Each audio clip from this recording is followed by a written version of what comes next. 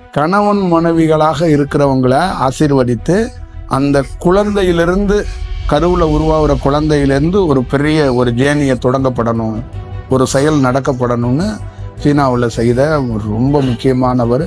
தமிழ் பாரம்பரியம்தான். ஒரு ஆண் பெண்ணே என்பது ஒரு தெய்வீக நிலைக்கு மாறுற மாதிரி ஒரு சூழலை உருவாக்கிட்டார். ஒரு தாம்பத்தியத்தில் ஈடுபடுறது கூட அமாவாசை பௌர்ணமி போன்ற நாட்களில் ஈடுபடணுங்கிற அந்த எண்ணத்தை உருவாக்கி விட்டவர் இவர் தான். அந்த பதஞ்சலியோட யோக சூத்திரத்தில் ஆயக்கலைன்னு சொல்லுவாங்கள்ல, ஆயக்கலையிலேயும் அத்துப்படியாக ஒரு நுட்பமாக செயல்பட்ட கலைஞனில் போதி தர்மர் முக்கியமான ஒரு செயல் வடிவம். அவருடைய செயலில் 80% பேர் பெண்கள் பெரிய மாற்றத்துக்குரிய ஒரு செயல் வடிவத்தை அவங்களுக்கே தெரியாமல் அடைந்தாங்க. உன்னுடைய இறை ரகசியமே எங்கே மறைக்க வச்சிருக்காங்க, இறைவன் எங்கே வச்சிருக்கிறான் மறைச்சு உங்களுக்குன்னா பெடரியில தான் மறைச்சு வச்சிருக்கிறான்.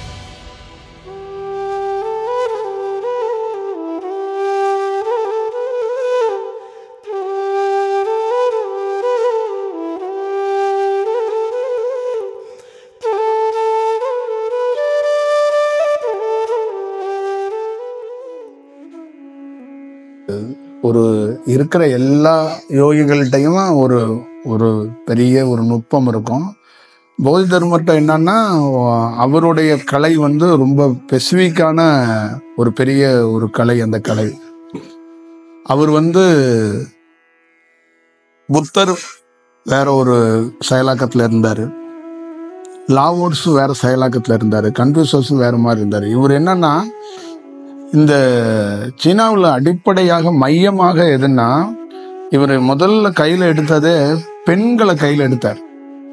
இந்த பெண்கள்னால இந்த தேசத்துக்குள்ள பெரிய புரட்சியை செஞ்சிட முடியும் அப்படின்னா அது கரு உருவாகுதுலேருந்து ஒரு பெண்ணுக்கு சரியான முறையில் ஆசீர்வாதம் கிடைக்கப்பட்டுச்சுன்னா அவளுடைய பிறக்கிற குழந்தை அவள் பிறக்கும் போதே கன்சீவில் இருக்கும்போதே அவளுக்கு ஆசீர்வாதம் கொடுக்கப்படணும். அந்த குழந்தையே 9 மாதமும் ஒரு பெரிய பிளஸ்ஸிங்கோட வளரணும். அது பிறக்கும் போதே அது ஒரு பெரிய வேலையை செய்யணும் அப்படிங்கிறது தான் அவருடைய திட்டமாக இருந்துச்சு. சீனாவில் அதை ஒரு 80% அது அவர் நடைமுறைப்படுத்தினார். அதனால தான் அந்த சீனாவில் அடுத்தடுத்த ஜென்ரேஷன் அந்த குழந்தைகள் பிறக்கும் போது ஆணோ பெண்ணோ பெரிய பெரிய ஒரு நல்ல ஞான பாதைக்கு போகிறது, கலையை கற்றுக்கிறது, ஒரு குருவை தேடுறது, வேற மாதிரி திங்க் பண்ணுறது, இதெல்லாம் அந்த ஊருக்குள்ளே கிடைக்கப்பட்டதுக்கு ஒவ்வொருத்தரும் ஒரு பேட்டர்னை கையாளுவாங்க. இவர் எங்கேருந்து மையமாக எடுத்தார்னா பதஞ்சலியோடைய யோக சூத்திரத்துலேருந்து அந்த கலைகளை தான் மையமாக வச்சு அந்த செயல் வடிவத்தை தான் இவர் பண்ணார். அந்த வடிவத்துக்குள்ளேருந்து அந்த செயல் வடிவத்திலேருந்து கணவன் மனைவிகளாக இருக்கிறவங்களை ஆசீர்வதித்து அந்த குழந்தையிலிருந்து கருவில் உருவாகிற குழந்தையிலேருந்து ஒரு பெரிய ஒரு ஜேர்னியை தொடங்கப்படணும், ஒரு செயல் நடக்கப்படணும்னு சீனாவில் செய்த ஒரு ரொம்ப முக்கியமானவர். தமிழ் பாரம்பரியம்தான். அப்போ நமக்கு தெரியும்ல, அப்போ அந்த பல்லவ சாம்ராஜ்யம் எல்லாமே இருக்கும்ல, அது மையமாக ஈசிஆர் தான் இருந்திருக்கு. ஈசிஆர் தான் காஞ்சிபுரமாக அந்த மையமாக இருந்து மகாபலிபுரம் தான் ஒரு பகுதியாக செயல்பட்டிருக்கு. அந்த பகுதிக்குள்ளிருந்து தான் இவருடைய பூர்வீகத்துக்குள்ளேருந்து தான் இங்கேருந்து அங்கே ஒரு செயல் வடிவத்துக்குள்ளே போயிருக்கிறாரு. இவருடைய செயல் மற்ற யோகிகளுடைய ரொம்ப வேற ஒரு சைலண்டாக எல்லா கலைகளையும் செய்யக்கூடிய ஒரு தத்துவார்த்தமாக ஈடுபட்டிருக்கிறார். அதுதான் இவர்கிட்ட இருக்கிற ரொம்ப ஸ்பெஷல். இவர்கிட்ட போர்க்கலை, மருத்துவம், அந்த ஆண் பெண்ணாக இருக்கக்கூடியவங்களே யூசுல் கணவன் மனைவியாக வாழ விடாம அதையே தியானமா மாத்துறது. புரியுதுங்களா? இந்த அவருடைய பேட்டர்னே என்ன ஆயிடுச்சுன்னா, இந்த ஆசையா ஒரு பெண்ணை ஒரு ஆணு காதலிப்பான்ல, அந்த பேட்டர்ன்லாம் மாற்றி விட்டுட்டாரு. ஒரு ஆண் பெண்ணே என்பது ஒரு தெய்வீக நிலைக்கு மாறுற மாதிரி ஒரு சூழலை உருவாக்கிட்டார். ஒரு பெண்ணும் ஒரு ஆணை திருமணம் பண்ணவ ஒரு தாம்பத்தியத்தில் ஈடுபடுறது கூட அமாவாசை பௌர்ணமி போன்ற நாட்களில் ஈடுபடணுங்கிற அந்த எண்ணத்தை உருவாக்கி விட்டவர் இவர் தான். புரியுதுங்களா? எப்பயுமே உலகத்திலே ரொம்ப விசேஷமான இந்த திருமணமாகி அவங்களுக்கே தெரியாம அந்த கோள்கள் பயங்கரமான சுழற்சியில் இருக்கிற பிரபஞ்சத்துடைய பெரிய செயல்ல இருக்கிற இந்த பௌர்ணமி அமாவாசை போன்ற நாட்கள்ல ஒருவேளை வாய்ப்பு இருந்து கணவன் மனைவி புதுசாக இருக்கிறவங்கலாம் இருக்கும்போது அப்போ ஒரு கரு உருவாகுதுன்னா அது ஏதோ ஒரு புரட்சியை செய்யும், ஒரு பயங்கரமான ஒரு வேலையை செஞ்சிடும். இந்த மாதிரி அந்த வேலையை நுட்பமா செஞ்சவர் யாருன்னா இவர். அப்ப இவர் எவ்வளவு பெரிய பிரில்லியண்டா இருப்பார், அவர் எவ்வளவு பெரிய வேலையை நுட்பமா பார்த்துருப்பார் அப்படின்னு. அந்த மாதிரி நோக்கு வருமம், இந்த அக்குப்பஞ்சர், இந்த நயன தீட்சை, கூடு விட்டு கூடு பாயறது, எல்லா கலையும் அந்த பதஞ்சலியோட யோக சூத்திரத்துல ஆயக்கலைன்னு சொல்லுவாங்கல்ல, ஆயக்கலையிலேயும் அத்துப்படியாக ஒரு நுட்பமாக செயல்பட்ட கலைஞன்ல போதி தர்மர் முக்கியமான ஒரு செயல் வடிவம். அந்த போதி தர்மருடைய புகைப்படம் முழுமையான டீப்பான இருக்கிற புகைப்படமா அப்படின்னா அது கொஞ்சம் கேள்வியா தான் இருக்கு. இன்னும் அதோட ஒரிஜினல் உருவம் அவங்களுக்கு சீனாவில் கண்டுபிடிச்சு அவங்க வெளியிட்டாங்களா, இப்போ இருக்கிற படம் சரியா இருக்குமா அப்படிங்கிறதெல்லாம் நம்மளால சொல்ல முடியாது.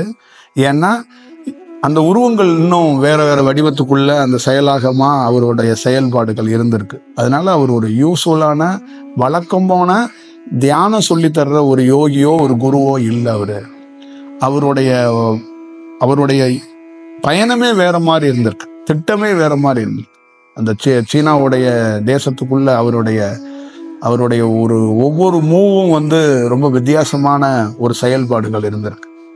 அவரு தான் ஒரு ஆண் பெண் வர்றாங்கன்னா உட்கார்ந்த இடத்துல நயன தீட்சையில அவங்கள ஒரு ஞான மார்க்கத்துக்கு எடுத்துட்டு ஓடிடுறது. அதுக்கப்புறம் அவங்களுடைய வாழ்க்கையே ஞான செயலுக்குள்ளேயே ஒரு ஈடுபடுறதுக்கான ஒரு வாய்ப்பை உருவாக்கி வச்சிருக்கிறார். இதை நிறைய இடங்களுக்கு அவர் செஞ்சிருக்கிறார். கன்ஃபியூஷஸ் போய் எல்லாரோடையும் ஒரு உரையாடினாரு.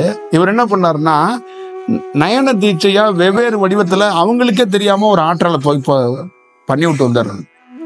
இப்ப ஆப்போசிட்ல ஒருத்தன் தீட்சை கேட்கறது, ஞானம்னு ஒண்ணு பேசுவான்ல, இதெல்லாம் கேட்கவே விடுறது இல்லை. அவரே செலுத்திடுறது, ஆப்போசிட்ல இருக்கிற ஆணுக்கோ பெண்ணுக்கோ செலுத்தி விட்டுட்டு இவர் பாட்டுல போயிட்டு இருக்கிறது. இவர் இந்த வேலையை அதிகமா பண்ணியிருக்கிறார். இந்த மாதிரி ஒரு பணியை தீவிரமா செஞ்சிருக்கிறாரு. அதோடைய ரிசல்ட் தான் சீனாக்குள்ள நிறைய இருந்திருக்கு. இப்போ இந்த மாதிரி யோகிகள் அவதரிக்கும் போது நிறைய டிஃபிகலான நிறைய கஷ்டங்கள், நிறைய பிரச்சனைகள், சவால்கள் இதெல்லாம் இருக்க செய்யும். ஆனா இவருடைய நோக்கம் என்னன்னா இந்த வாதிடுறது, தர்க்கம் பண்றது, அது பண்றது, இது பண்றதெல்லாம் கிடையாது. சைலண்டா ஒரு கலையை அங்கங்க அப்படி விதைச்சுக்கிட்டே போறது, பேசாமையே கடவுள் போதனை, இந்த போதனை, தத்துவம் இதெல்லாம் சொல்றது கிடையாது. நேரடி தாக்குதல் தான். அதுதான் ஒரு போர்.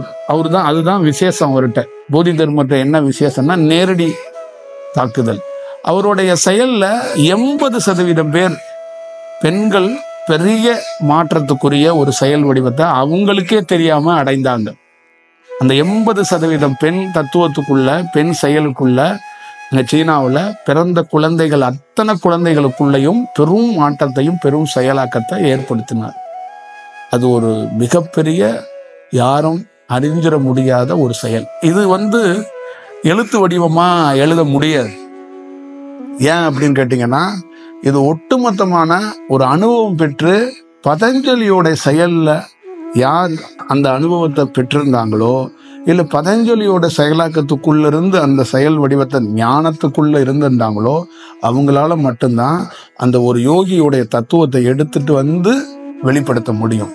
ஏன்னா பிரபஞ்சத்துல சில இறை ரகசியம்னு இருக்கும், சில இறை செயலாக்கம்னு இருக்கும். இப்ப நம்மளுடைய செயலாக்கத்துக்குள்ள ஒவ்வொரு மனிதருக்குள்ளேயும் பாத்தீங்கன்னா ஒரு 90 விழுக்காடு நம்ம பிடரியில மறைக்கப்பட்டிருக்கு. ஒரு மனிதனுடைய தான் யாருங்கிறதும், தன்னுடைய முப்பிறப்பு என்னங்கிறதும், தன்னுடைய அடுத்த நோக்கம் என்னங்க, அடுத்த பிறப்புடைய செயல் இருக்கா இல்லையா, அடுத்தது என்னங்கிறது எல்லாமே 90 விழுக்காடுகள் ஒரு மனிதன் எங்கே மறைக்கப்பட்டிருக்கிறதுனா பெடரியில தான் மறைக்கப்பட்டிருக்கு. அப்போ ஒரு மனிதனுக்கு பெடரியில் கடவுள் இருக்கிறார் என்று எல்லோரும் சொல்லியிருக்கிறாங்க. உன்னுடைய தலையெழுத்தே நீ யாருன்னே தெரியாம சுத்தி தெரிஞ்சுக்கிட்டு இருக்கல, அந்த மறைப்பே உன்னுடைய இறை ரகசியமே எங்க மறைக்க வச்சிருக்காங்க, இறைவன் எங்க வச்சிருக்கான் மறைச்சு உங்களுக்குன்னா பெடரியில தான் மறைச்சு வச்சிருக்கிறான். இந்த பெடரியிலிருந்து ஒருத்தனுக்கு அந்த செயல் தெரிய தொடங்குனுச்சுன்னா ஒரு பெரிய மாற்றமா இருக்கும். இதனாலதான் கீழே அந்த மறைக்கப்பட்டிருக்கிறத ஓபன் பண்றதுக்கான பெரிய வேலை கீழே இடுப்புல இருந்து ஆசன வாயிலிருந்து மேலே போனாதான் ஒரு செயல் சொல்ல முடியும். இப்போ இதை தான் நிறைய பேர் வந்து கிளாஸா எடுத்தாங்க. என்ன எடுத்தாங்கன்னா, கீழே ஒரு நரம்பு சுருண்டு இருக்கு இடுப்புல, அந்த நரம்புக்கு குண்டலினி சக்தின்னு பேரு. அந்த நரம்பு விழிச்சிச்சுன்னா இடுப்புல வந்து அப்படியே பாம்பு ஊறுற மாதிரியோ, இல்லை ஒரு பளிங்கு குண்டு உருண்டு போற மாதிரியோ, இல்லை ஏதோ ஒன்று மேலே போற மாதிரி மேலே போகும். மேலே போயிடுச்சுன்னா அவங்க வாழ்க்கையில வேற மாதிரி ஒரு சக்தி கிடைச்சிரும், அவங்களுக்கு குண்டலினி சக்தி வந்துடும் அப்படிம்பாங்க. இது வந்து யோக மரபுகள்ல, யோக சூத்திரத்துல, யோக தந்தை என்று அழைக்கப்படுகிற பதஞ்சலி எவ்வளவு நுட்பமா இதை கையாண்டிருக்காரு அப்படின்னா, பதஞ்சலியோடைய அப்படியே டோட்டல் ஜெராக்ஸ் தான் போதி தர்மர். பதஞ்சலியே இன்னொரு வடிவத்துல செயல்பட்டா எப்படி இருக்கும், பதஞ்சலியே ஒரு மனித தன்மையில செயல்பட்டா எப்படி இருக்கும், ஒரு மனித பூட்டுக்குள்ள இருந்து செயல்பட்டா எப்படி இருக்கும், அதோடைய ஒரு ஒரிஜினல் காப்பி நகல் எடுத்து அப்படி இருக்கும். இப்ப சிதம்பரம் ஒரிஜினல்னு வச்சுக்கோங்க, சிதம்பரத்துக்குள்ள இருந்து வடலூருக்கு தோற்றி வைக்கிறதுக்கான அங்கிருந்து ஒரு குழந்தை பிறந்தா எப்படி இருக்கும், அங்கிருந்து ஒரு ஆற்றல் உருவானா எப்படி இருக்கும். அந்த மாதிரி பதஞ்சலி கிட்ட இருந்து ஒரு பெரும் சக்தி வெளிவந்த சக்தி தான் போதி தர்மர். பதஞ்சலியோடைய அந்த நீல நிற ஜோதியிலிருந்து அதே நீல நிறமாகவே, இப்ப நீல நிறத்துல ஒருத்தர் இருக்குது, ஒரு நாகம் இருக்கு, அந்த நாகத்துக்கு நாகத்தன்மையிலே தான் இன்னொரு நாகம் உருவாகும். அதே மாதிரி அந்த நீல நிறம் ஜோதியிலிருந்து உருவாகி அந்த ஜோதியிலிருந்து வந்தவர் தான் யாரு, நம்ம போதி தர்மர்.